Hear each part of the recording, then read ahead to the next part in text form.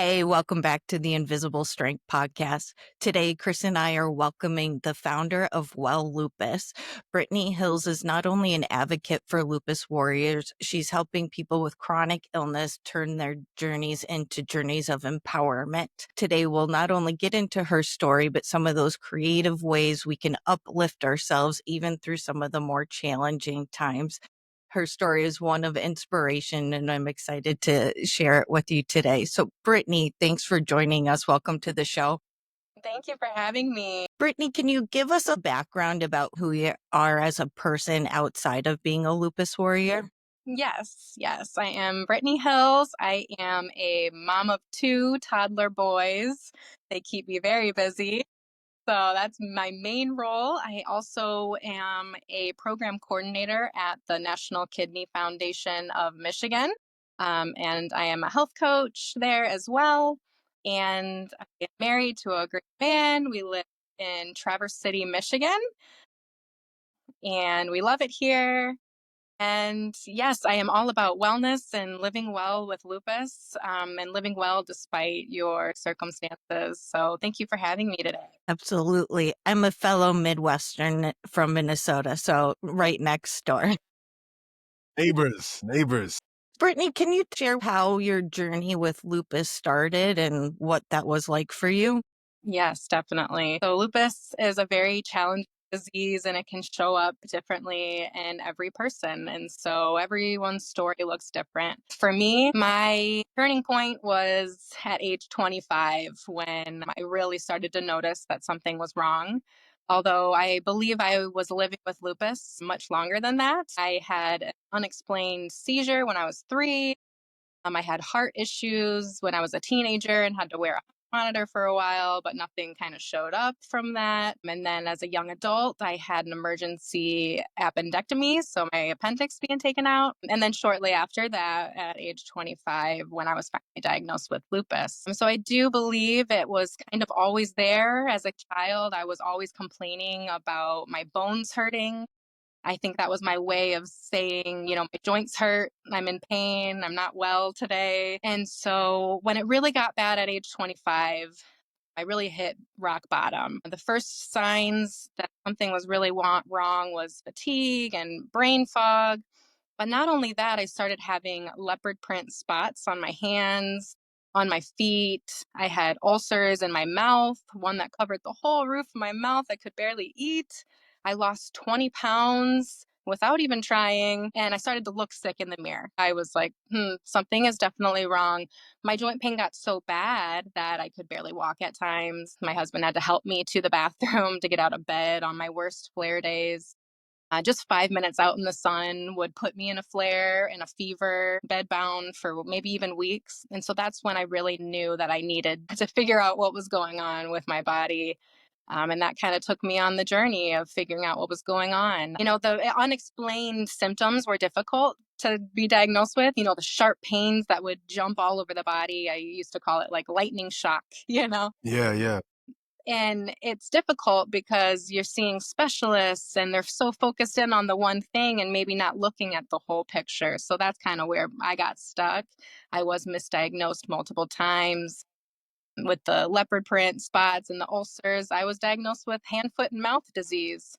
But when that didn't go away, I went back and said, well, what is it now? Because this should have gone away. And so that kind of took me into the journey of, the dermatologist was telling me, okay, you can go see this doctor that I normally send patients to when I don't know what to tell them, you know? Go see this doctor instead. And so luckily she did send me there because they were able to do further testing and finally was diagnosed with lupus at that point. So how did you emotionally process hearing the word lupus for the first time? Like after all of that, misdiagnoses and journey and always feeling like something was going on, when you first heard this is what it is, like how did you emotionally process it? Yes, it is hard to process that emotionally, especially with a disease that no one really knows much about. I mean, I had never heard of lupus before. I had never met anyone who had lupus ever in my life. I immediately went to questioning why, what, and how. What did I do to do this to myself? Because that's kind of the narrative you get. It's like you don't know why you get it. Um, and so I was left with so many questions, but I didn't want to stop there. I wanted to move forward with that in a more positive way, in a more positive light. So, what helped me process was to kind of stop thinking about why it happened to me and start thinking about what I can do to help and live well again with this diagnosis. So, processing it for me was a long journey. But once I was able to get through that mindset block, it did help me tremendously move forward and start to learn how to live well again. It can take a long time to process. I can personally attest to that. What were some of the things that you did to help transition your mindset? Yes. So, a big part of it in the beginning, like I mentioned, was, getting over um, the blocks. So when you're told you have an incurable illness, when you're told it's chronic and your debilitating symptoms are going to be forever, that can really put you in a mindset to downward spiral because you think, well, it's out of my control. There's nothing I can do. And so I really had to reframe that and own that for myself. There is something I can do. And it was almost kind of like that I'm going to prove I'm wrong type of mindset. You tell me that there's nothing I can do besides live with this. Well, let me figure out how to live it well. Let me learn how to figure out how to reframe this so that way I can use this for purpose instead of just pain because all pain has to have a purpose in my mindset. I'm not going through this for nothing. I'm not going to, sit here debilitated. I am going to try and live well. And so a lot of that was the mindset that work that I put into it. Faith is a big part of that too. I had to believe that there is a higher purpose for this. And I took hold of that calling and had to step foot into that and make actions toward that. And so it is an active process and it's a journey. It takes a while to get there. I went through it and I had to sit with those emotions. I'd say I struggled for months just thinking I was in despair that, this is a life sentence and it's over. I'm 25 and I feel like I'm turning 85. That's how I really felt. But until I, made the decision to step forward and change that for myself, that's when it really helped. It's a journey. No doubt about it. No doubt about it. And I love that you use that language of journey, because I often think about journeys having a constellation of habits. So I'd love to know, what habit have you picked up along the way that's now a non-negotiable for you? Yes, many non-negotiables for sure. So through that, learning that there was no cure, I had to figure out what my non-negotiables were to live well. So I did pick up a few things along the way. Lots of lifestyle shifts, nutrition changes was my biggest thing. I will contribute that. I changed to a plant-based diet. I focused on well nourishment, so trying to get as much nourishment as I can. Kind of tried to have that mindset of food is medicine.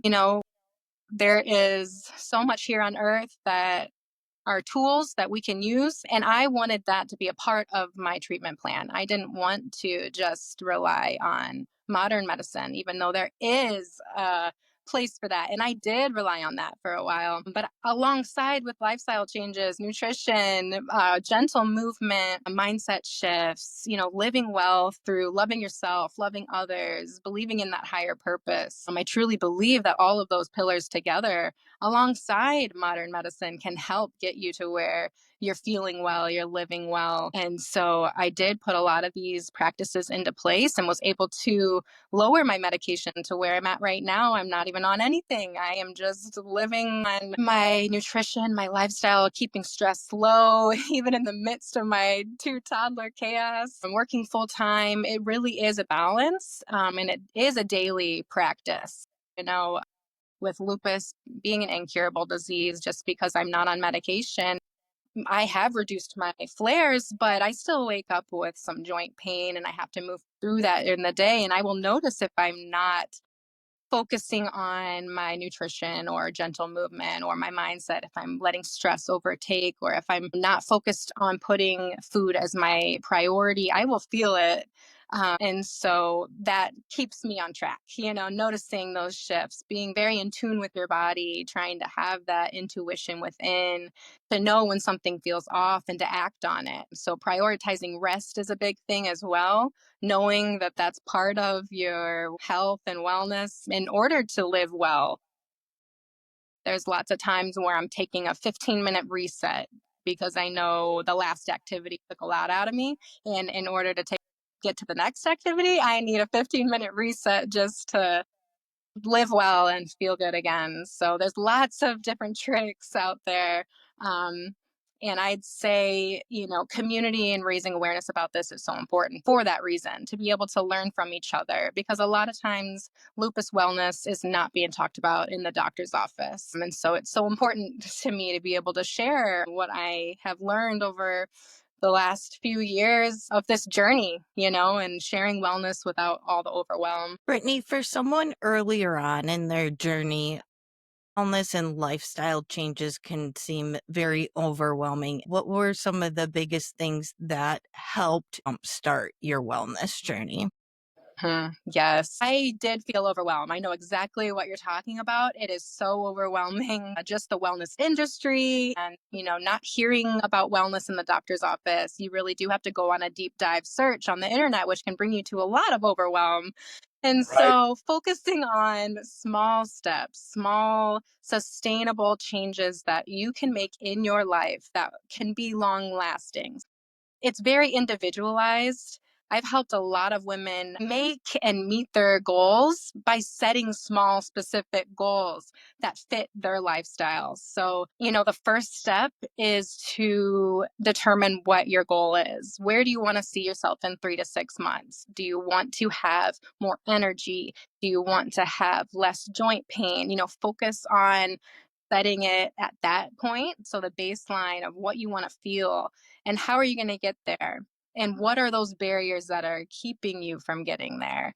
And walking through that step by step and talking it out with someone is so important too. And making sure you have a support system. There was a lot of changes I made that I had to make within the whole household, which is hard sometimes if your partner's not supportive. I was blessed enough to have a partner who was supportive in this, and we dove deep together. His health skyrocketed and mine did too. And so having that support is so helpful. But again, setting the small, sustainable changes can make a huge difference, whether that's starting with just drinking more water or focusing on one healthy meal a day or, 5 minutes of walking. Starting small as that can make a huge difference. I remember feeling like wellness was out of touch for me because of that. I didn't have the energy to walk. I didn't have the energy to do all the things, but you have to start small and that can add up over time. So setting specific goals can really make a huge difference. Absolutely. Talk to us a bit about, I heard at the beginning of the show, you talked about having two boys. I have two boys as well. Like they're a bit older, but still, I remember those toddler years fondly. How have you navigated parenting with your lupus journey and all the changes that you've described already? Yes, that is such a good question. It's a challenge being a chronic illness warrior and a parent. You don't get time off. You don't get a break. Honestly, my story is I was so sick, made the changes, got very healthy, and had two healthy pregnancies back to back because of all the lifestyle changes. And I felt great. And despite being told it was a high risk pregnancy, it's amazing. It's incredible. I mean, I had to go in and advocate for myself. That's when I really learned how to self advocate because I felt inside, this is my purpose. This is my intuition that I'm living well and these babies are going to survive and they're going to thrive. And that carried me through. And I had two healthy pregnancies and natural births. And the doctors were amazed. I mean, they were pushing for induction. And I said, let's let it happen naturally. And it did. And it was beautiful. And that really empowered me. So I'm still advocating for them today. My firstborn was born with neonatal lupus without the heart block. but it was still very, very challenging what he experienced, although that can be temporary. And so he's thriving and living well today. And so that was very challenging. Having lupus, I had 2 healthy pregnancies, a few flares afterwards, and trying to just navigate the hormones. And with the kids, the no sleep was my biggest challenge becoming a new parent. Mom, Sleep is a big deal for chronic illness. right. We need a lot more. I mean, everyone always laughs at me. I needed like 15 hours of sleep. You don't get that as a parent. You're lucky to get maybe 2 Come on. chopped up hours. Come on. And my journey with sleep has been the worst I've ever heard. Have never heard of anyone's sleep journey being this difficult. My kids were waking up every 30 minutes. I do relate that to the neonatal lupus. He was not getting any sleep. He was so uncomfortable. He was really waking up every 30 minutes for the first year of life. And so, yes, it took a toll on my mental health. As we know, mental health is tied to chronic illness as well. And with lupus, it can be affected. And so I did have some postpartum depression, anxiety, but I was able to work through it again without medication, just living my lifestyle and having that higher purpose, higher faith, knowing that this too will pass, that you can get through this, that on this earth there will be suffering, but there's better things to come. And so I was able to get through those darkest hours of no sleep, of dealing with lupus, dealing with a child with neonatal lupus. And then I quickly, like I said, had back-to-back pregnancies. So my second child came shortly after. And he was healthy, didn't have any neonatal lupus issues. And so he's thriving and doing well today. And so fast forward a bit now to their toddler years, having enough energy to run around after them is just my biggest blessing. I remember feeling like, am I ever going to be able to hold my babies because my arms are so sore and I don't have enough strength? Or, I had wrist issues and things like that. I used to worry so bad about what is my parenthood going to look like. First of all, even thinking that maybe I couldn't have kids because that's what the doctor said. Right. And then thinking, oh, can I live through this pregnancy? And will my kids live through this birth? And we made it through all of those milestones. And now here I am today running after them. Yes, I may not be as playful or, energetic as my husband is with them. He's the roughhouser. I don't get to do the roughhousing. My kids know, don't jump on mommy. True. But I am still there showing up and supporting them in every way. And that's my biggest blessing, is to be able to go from that struggling and being told everything's high risk and dangerous and it's not going to work out. I could have crumbled under that message, but instead I felt empowered to almost prove them wrong and show that you can still live well. And so I made it through those challenges. There's still challenges today if I overdo it, and there's guilt about, sitting on the couch because I can't go out and play with the kids today, or whatever that looks like. But I do even feel empowered in those moments, knowing that I am putting my wellness first by knowing and having that intuition that I need to take a rest right now. And that's okay too. And I do believe the kids will have a higher empathy and understanding towards people who are going through these illnesses that you may not understand or be able to see. And so I could say a lot on this topic. It's beautiful and it's difficult and it's great all at the same time, being a parent with a chronic illness. Brittni, you're strong in your faith, and I know that's a core reason that got you through those tough times. Any other things that worked for you to help give you that empowered feeling to change?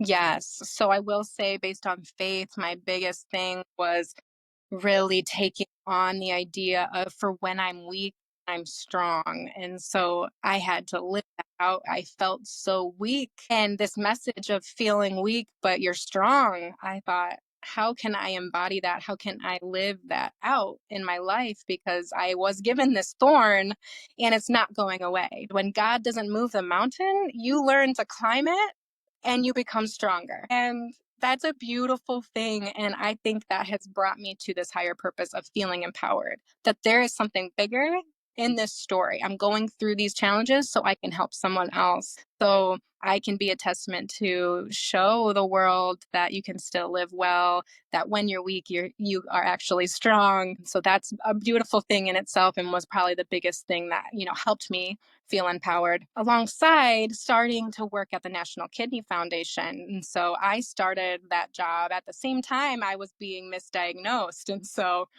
I actually had to call them up and tell them, "Oh, can I start in 2 weeks? I have hand, foot, and mouth disease." So you can only imagine how I felt showing up still with those spots on my hands, like, "Oh, it didn't go Right. away. It must be something else."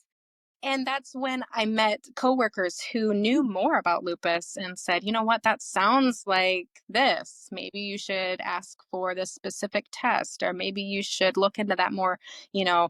So I felt empowered by learning that education, having that awareness, and having that support.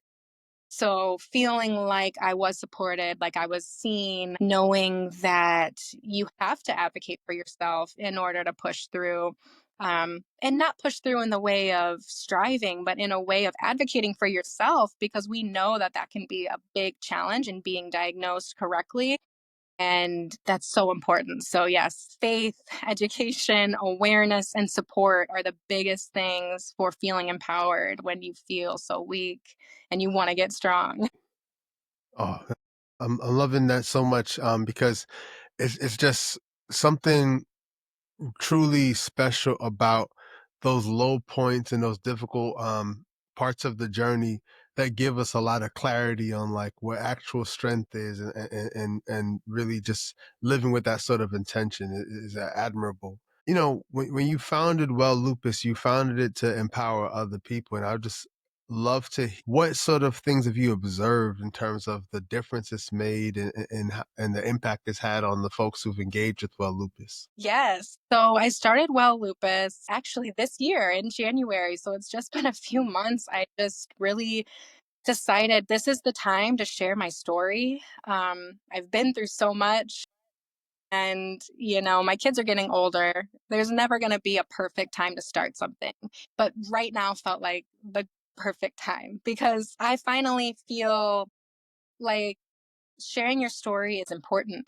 There's a higher purpose in this, in making that connection. And I've seen the power through my work at the National Kidney Foundation. So, as my work as a health coach, I have helped so many women make and meet these goals where they really, they're struggling with basic needs, even, and they're struggling with chronic illness, and they're still seeing success in their wellness because they're focusing on those small changes that can be made. And that's my story too.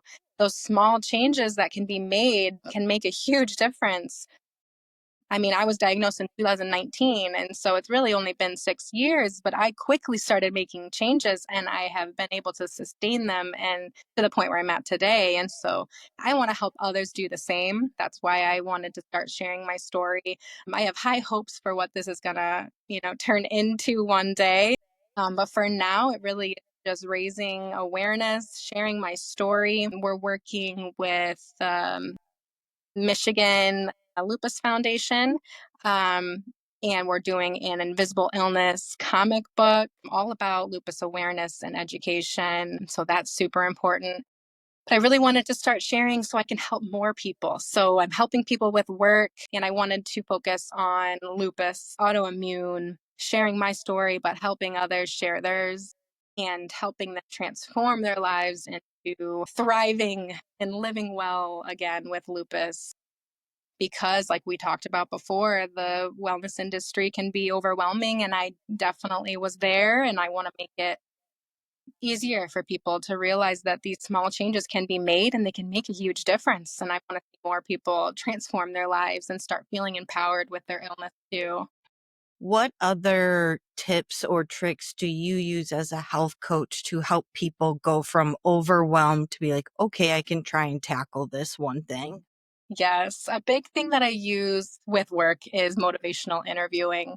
And so trying to motivate people in their own sense, letting them feel empowered that they have the tools, they have everything within them to make the changes that need to be made. And if they don't, let's work through those barriers. And so a lot of it is asking yourself questions. What is keeping me from getting to that point? And like I mentioned before, where is that point? What do I want to be doing in, 3 to 6 months that I can't do today? And how can I get there?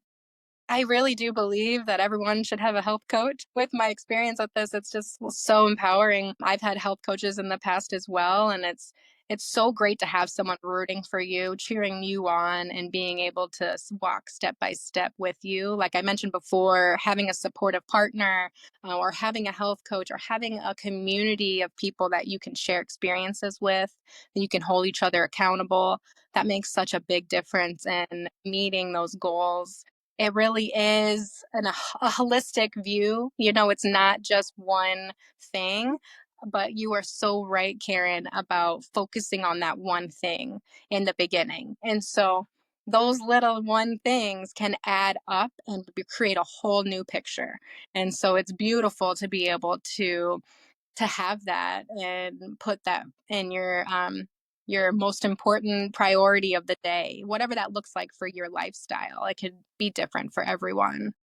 So walking through it individually, that's a big deal. I appreciate that when you're asking yourself questions, you really start to understand what are the hiccups, and it empowers you to be able to address them and pivot as needed. Even if you fail a couple times, you're still getting to the core of how you're living and why you're living, and that gives you the opportunity to change, even if it's just a little bit.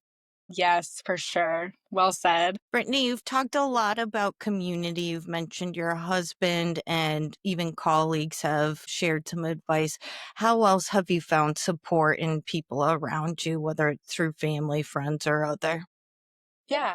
Well, I will touch on this part. I moved up to Traverse City, Michigan, which is a little bit remote for more than half of the year. There's really not much up here. Everyone kind of goes south for the winter. And so we just got through the worst of the winter blues. And I will say this, moving up here, I knew it was going to be a more distant lifestyle. So I really had to seek out community. I had to build relationships, and so that was a big part of it too, as someone who always considered themselves more introverted or, feeling like a homebody. Maybe the kids brought it out in me, but having more confidence and being able to say, if you want something, you have to go and get it. And if I want community, I'm going to go search for it.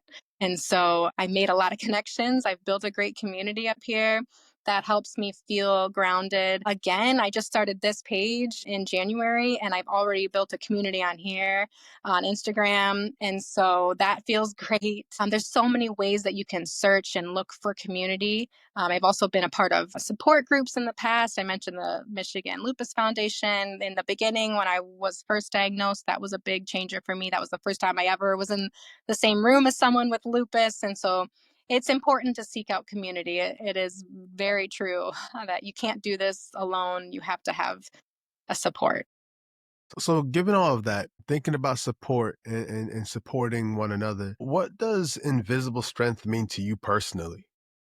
Yes, invisible strength, the invisible illness, invisible strength. So when we have an invisible illness, we also have the invisible strength because no one knows the battles that are going on within. And so you have to just show yourself that you are stronger than it. So that to me is the invisible strength, that you can, despite your circumstances, feel like you are strong. I mentioned before, like when you're weak, you're strong.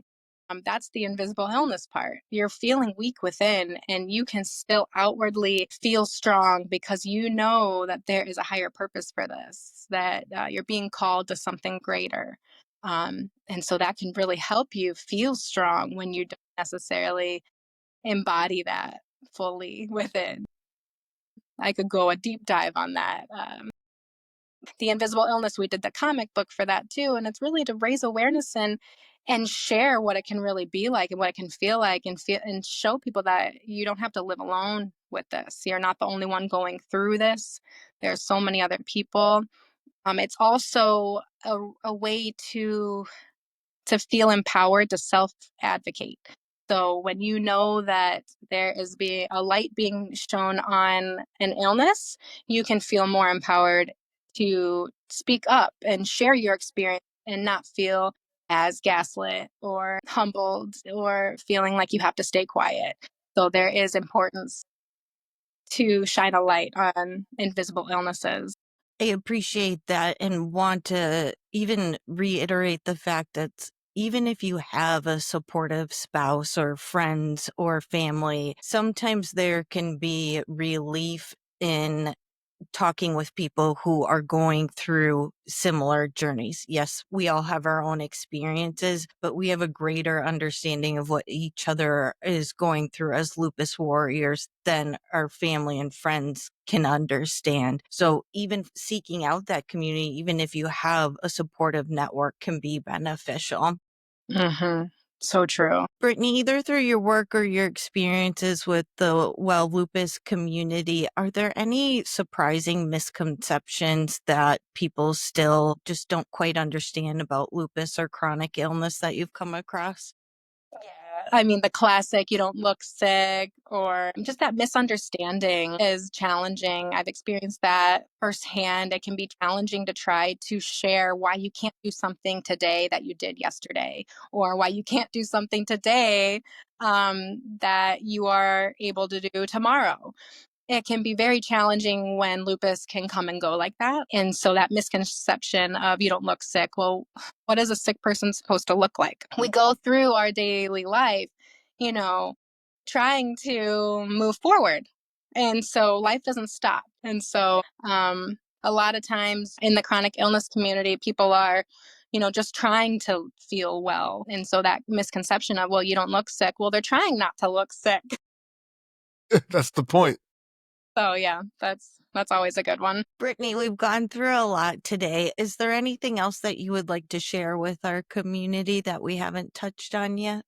Yes, I think this was great. We touched on a lot. I will just want to reiterate that finding wellness without the overwhelm is possible. You can make small changes towards better health that will sustain you for a lifetime. And you can use your pain for purpose. And there is a greater future ahead. You just have to believe it for yourself and want it enough to be able to make those small changes work for your lifestyle. I think my whole message really is lupus can't win. Wellness before lupus. Wellness first, lupus second. Beautifully said. I love the sense of empowerment and control because with these conditions, a lot of times you don't feel like you have any control, but there's a lot of small things that can give us that empowerment. It'll even kickstart our journeys if you just start with those small steps. Yes, I'm all about starting where you're at. Got to. Got to. Brittni, I want to thank you for sharing your experiences today and giving us such an uplifting perspective. I so appreciate your ability to reframe your thoughts and how you approach these conditions and wellness because it can be very overwhelming. Can you tell people where they can find you on Instagram? Yes, Well Lupus on Instagram. I just started TikTok, although I'm very fresh to that. That's Well Lupus Life. I'm on Facebook, probably only have 2 friends. I am just getting started, y'all. All good. All good. Thank you so much for having me. This was so fun and my first podcast. I really appreciate it. We appreciate your energy. For our community, make sure you check out Well Lupus. Her sense of community is unmatched. Thank you. Thank you.